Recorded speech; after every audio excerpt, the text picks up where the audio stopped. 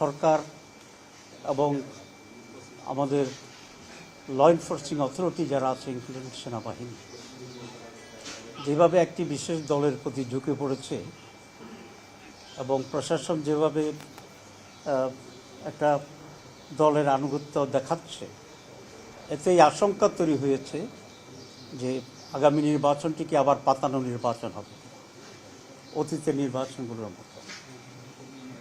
আমরা মনে করি এর ধরনের পাতানো নির্বাচন বাংলাদেশকে ধ্বংসের দিকে নিয়ে যাবে। আমির জামাত যখন তারেক সাহেবের সাথে কথা বলেছিলেন তাকে কন্ট্রোল দেওয়ার সময় উনি যেটা উল্লেখ করেছিলেন যে একটা সুষ্ঠু নির্বাচনের মাধ্যমে যে আউটকামই আসে রেজাল্টে, যারাই মেজরিটি হয়, যারাই গভর্নমেন্টের থেকে যারা অপোজিশন হয়, কিন্তু বাংলাদেশকে এগিয়ে নিয়ে যাওয়ার জন্য আমাদের ভিতরে একটা কমন আন্ডারস্ট্যান্ডিং থাকা উচিত, কোঅপারেশন থাকা উচিত। আমরা মনে করি সেটাও হতে পারে। 3 নম্বর যেটা আমরা বলছি যে আমরা যদি ইনশাল্লাহ মানুষের সহযোগিতায় আমরা যদি মেজরিটি পাই, তাহলে জামাত একক পার্টি হিসেবে সরকার করবে না, আমরা সকলকে ইনক্লুড করেই সরকার গঠন করার জন্য আমরা চেষ্টা করব। সেটা 2টা পার্ট থাকতে পারে। একটা হচ্ছে আমরা যদি মেজরিটি থাকি তাহলে তো স্ট্রং অপোজিশন হিসাবে আরেকটি দল থাকবে নিঃসন্দেহ। আর আমরা যদি একটা বিশাল জোটের মাধ্যমে ইলেকশন করছি বা দল, তারা সকলেই আমাদের সরকারের ভিতরে থাকবে। সেই হিসাবে কোনো দলীয় একটা ওটাও এক ধরনের ন্যাশনাল গভর্নমেন্টের আকারেই আমরা দেশ পরিচালনা করব ইনশাআল্লাহ। এনসিপির সাথে যোগ হওয়ার পরে এনসিপি এবং আপনারা কিন্তু প্রায় প্রতিদিনই আমরা শুনছি যে একটি দল বা বিএনপি সবসময় আপনারা বলছেন, এখান থেকে বের হওয়ার আসলে কি মনে করেন? কোত্থেকে মানে একক দলের প্রতি এই অভিযোগটাই করছে যে আমরা দেখতেছি একটা প্রশাসনের একটা আচরণ একমুখী হচ্ছে, কেবলামুখী করতেছে, অনেক রকম কথা।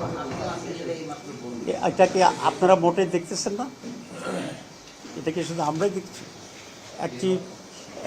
একটা ব্যক্তি আসছে, ওনার সিকিউরিটি অবশ্যই দরকার, আমরা এটা ফিল করি, কিন্তু যে হিসাবে প্রজেকশন হয়েছে, এরপরে এখনও যেভাবে প্রজেকশন হচ্ছে, তো এগুলোই তো মানুষকে এক ধরনের মেসেজ দিচ্ছে। ঠিক আছে, সরকারি কর্মকর্তাদের এই সরকারি মেসেজের কারণে আরও কিছু ইন্টারেস্টেড লোকেরা গিয়ে এক ধরনের ইমব্যালেন্স তৈরি করছে। আমার মনে হয় এটা আপনাদের কাছে আমাদের চেয়ে আরও বেশি পরিষ্কার আছে। তো নির্বাচনে লেভেল প্লেইং ফিল্ড যে কথা বলা হয়, তো সেটা যদি মেনটেন করতে হয়, তাহলে আপনি যদি আমাকে 2টা পুলিশ দেন পাহারায়, তাহলে আরেকজনকে 2টাই দিতে হবে, অ্যাটলিস্ট মেইন অপোজিশনকে। আপনি যদি আমাকে 3 দিনে আমার ভোটারশিপ করতে দেন, তাহলে আরেকজনকে কমপক্ষে 4 দিনে হইলেও তাকে ভোটার বানানোর এই সুযোগটা থাকা উচিত। কিন্তু আমরা দেখছি যে ট্রিটমেন্টটা ঠিক এরকম হচ্ছে না। অ্যান্ড এটা obvious, everybody is seeing this. এটা এমন না যে খুব সূক্ষ্মভাবে হচ্ছে। আমার মনে হয় আপনাদের সকলেরই চোখে পড়ার কথা।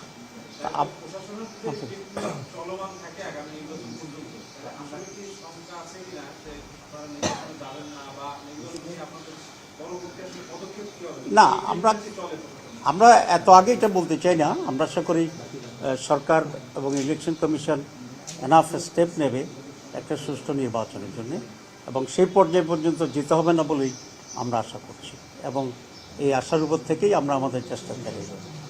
Thank you. Very soon, very সুন।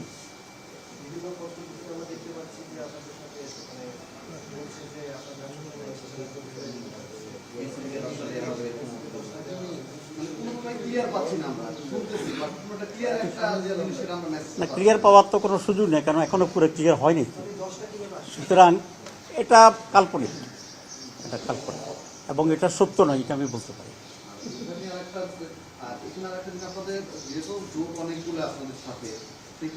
অনেক দল আমাদের সাথে, হ্যাঁ, জোটও আছে। এটা বোধহয় আমরা যদি মেজরিটি পাই, তখন এটা ডিসাইড করতে খুব অসুবিধা হবে না। জি, এই যে ঝুঁকে পড়ার প্রশাসন যে একটা দিকে ঝুঁকে যাচ্ছে, এটা কি প্রশাসনকে বাধ্য করা হচ্ছে নাকি তারা উইলিংলি কাজগুলো করছে? আপনাকে না, আমরা মনে করি যে এক ধরনের ইনক্লিনেশনটা হচ্ছে, এবং সেটা সরকার এবং ইলেকশন কমিশনের কিছুটা পক্ষপাতিত্বের কারণে একটা ইমপ্রেশন দেওয়ার জন্য চেষ্টা করা।